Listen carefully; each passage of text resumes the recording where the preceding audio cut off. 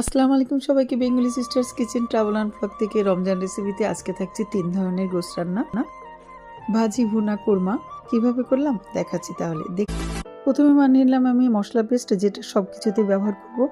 রসুন, আদা, পেঁয়াজ, গরম মশলা মিক্স দিয়ে দিলাম, সাথে কাঁচামরিচ কয়েকটা, আর দিয়ে দিলাম একটু পানি।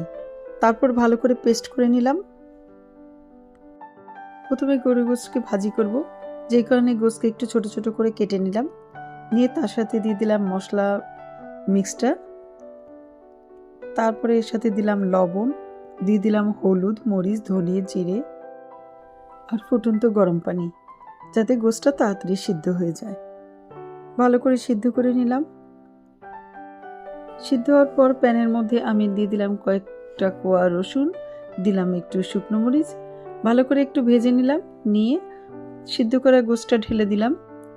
তারপরে ভালোভাবে ভাজতে থাকলাম। ভাজতে ভাজতে যখন পানিটা একটু শুকিয়ে আসলো, তার মধ্যে আমি দিয়ে দিলাম পেঁয়াজ কুচি। পেঁয়াজ কুচি দিয়েও আমি কিছুক্ষণ নাড়তে থাকলাম, যাতে পেঁয়াজটা একটু নরম হয়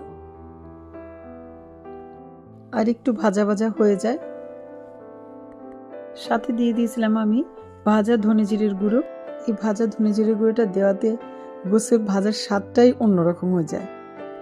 রুটি, পরোটা, ভাত, পোলাও সবের সাথে এটা খেতে পারবেন। যারা যারা এভাবে ভাজি খাননি তারা অবশ্যই ট্রাই করে দেখবেন। তারপরে করলাম গোশতকে ভুনা। ভুনা করতে যা যা লাগলো, প্রথমে প্যানে তেল দিয়ে দিলাম গরুর গোশতগুলো, দিয়ে দিলাম মশলা পেস্ট, তারপরে দিয়ে দিলাম শুকনো হলুদ, মরিচ, ধনে, জিরে গুঁড়োটা। তারপরে ভালো করে কষিয়ে নিলাম।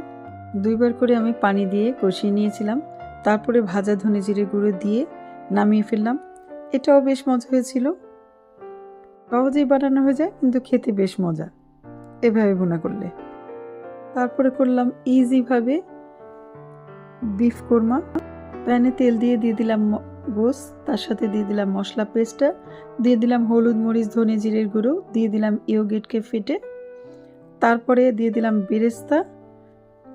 তারপরে ছিল নাড়ানাড়ির পালা। ভালো করে নেড়ে নিলাম।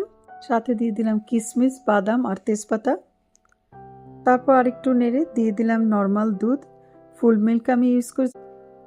তারপরে নেড়ে কিছুক্ষণ ওয়েট করলাম গোশতটা নরম হওয়া পর্যন্ত। তারপর সাথে দিয়ে দিলাম ঘি আর গোলাপ জল, কেওড়া জল।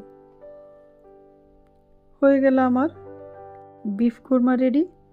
চলে আসবো অন্য কোনো ভিডিও নিয়ে। ততক্ষণ পর্যন্ত সবাই ভালো থাকবেন। আল্লাহ হাফেজ।